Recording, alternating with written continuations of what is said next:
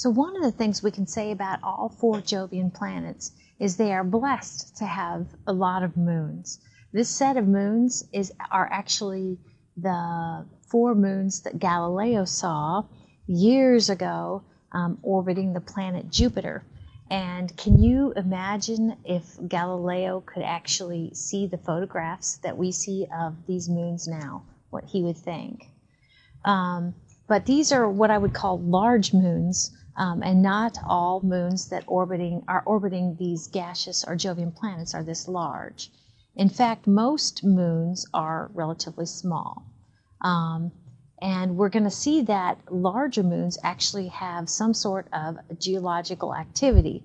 Now, it's not the type of geological activity that we're used to here on the Earth with volcanoes and liquid rock in the mantle, that sort of thing. Medium-sized moons, it appears that although they used to have geological activity, they're not geologically active now. And as you might imagine, there are just a handful, there aren't very many large moons, but the large moons, it appears that they have some type of geological activity still going on today. Now, most of these moons we're going to see are made of rocky sort of material, rock and ices, basically. Not gaseous. They're not large enough to hold, to have gravity hold hydrogen and helium as part of them.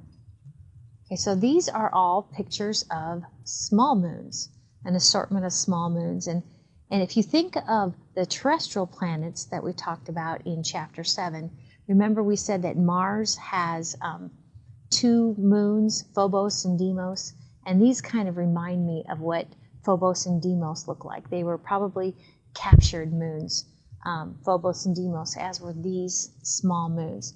And actually, we'll see that small moons are kind of chaotic as they orbit their planet. They might not even orbit the gaseous planet in the same direction that the planet's spinning. And they look sort of like potatoes. And they'll never go ahead and round out and become spherical like our moon because they don't have enough gravity to kind of deform them over time.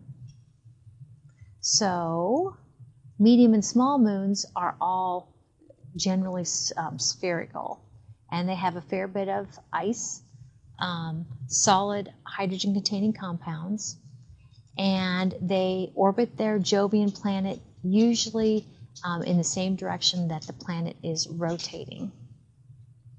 So here are some large moons in orbit about Jupiter, and we're going to talk about these. These are this set of 4 that orbit Jupiter are called the Galilean moons, and because Galileo saw them. And actually, as you see these moons in orbit about these gaseous planets, they are from left to right the closest to the planet outward. So Io is closest to Jupiter, and Callisto is farthest from Jupiter in that set of large moons. Then Saturn has an assortment of medium to large moons, and you can kind of see them here. Titan actually is a moon that we're going to kind of focus on, and Enceladus also in that orbit the planet Saturn. I said all of the gaseous planets have moons. So Uranus has an assortment of moons, and Neptune has an assortment of moons. And just to kind of draw to scale, you see from left to right down here at the bottom, the planet Mercury, and next to that, the Earth's moon, and then next to that, the dwarf planet Pluto. So if that kind of helps draw to scale. This is a nice slide. So let's take a look at those Galilean moons a little bit closer, starting with Io, which Io is the Galilean moon that is closest to Jupiter.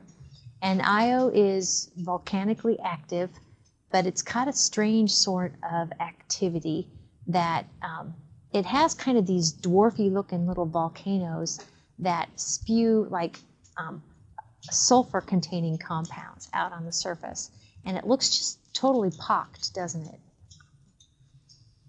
So this is what the surface of Io looks like.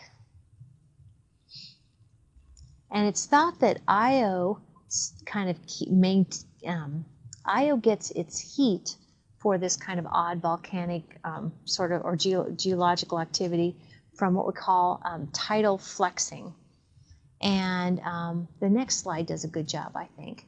But can you kind of see where Jupiter, excuse me, not Jupiter, as Io orbits Jupiter, okay, notice that it's in the shape of an ellipse, and when it's closest to Jupiter, it's kind of drawn out, or the side near Jupiter is kind of drawn out, and when it's far from Jupiter, it kind of relaxes. So kind of along those lines, we kind of have kind of a squeezing and releasing, squeezing and releasing. And if you've ever had the opportunity to have one of those like stress relief balls where you're supposed to squeeze it, release, and it's supposed to make you less stressful, well, one of the things that does is that ball will get warm. And that's actually kind of a similar thing to what Io does. It gets warm. Io is squished and stretched as it orbits Jupiter at perihelion and aphelion. Oops, sorry, I guess it wouldn't be perihelion and aphelion. It'd be more like perigee and apogee. Like our moon is at perigee when it is closest to the Earth, and at apogee when it's farthest from the Earth. So kind of related to the kind of squishing and flexing, we have an additional gravitational pull from the other, it's closer, Europa and Ganymede, which are two of Jupiter's other Galilean moons. And so as they kind of come in close vicinity, it kind of accentuates this tidal flexing.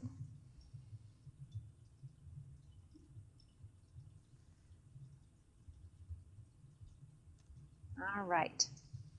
So after Io, we have Europa, and Europa we think is actually underneath its crust has liquid water. Is that cool or what? Europa has a type of plate tectonics. Remember I said that they're all geologically active, but we believe that these plates actually, the crust, moves along liquid water underneath its crust, its solid crust. Is that crazy or what? And just as Io has tidal heating as it comes close to the planet Jupiter and kind of then farther from the planet Jupiter, so also Europa has this similar tidal heating. And it's got liquid water underneath the solid crust. That just totally blows my mind. Ganymede also has, I believe, we think liquid water underneath its crust. And Ganymede is, like the slide says, the largest moon in our solar system. And then we have Callisto, and I'm thinking I read that we also, I don't know if we think it has liquid water underneath its crust or not.